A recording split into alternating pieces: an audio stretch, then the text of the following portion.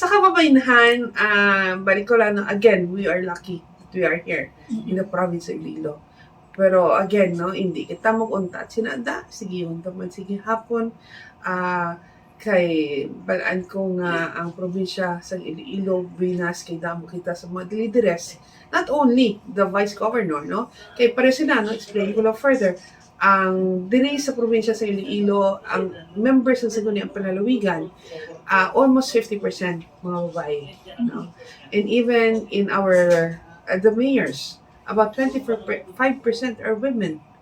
And even diri lang sa Iloilo Provincial Government, 50% sina are heads of offices. So makita ta nga diri ang women are almost treated as an equal. So gani sa iban dira, no, wherever you are, kundi ka man yung barangay, kundi ka man yung probinsya, kundi ka man yung munisipyo, let's continue to fight on. Let's continue, and I believe that if we work together,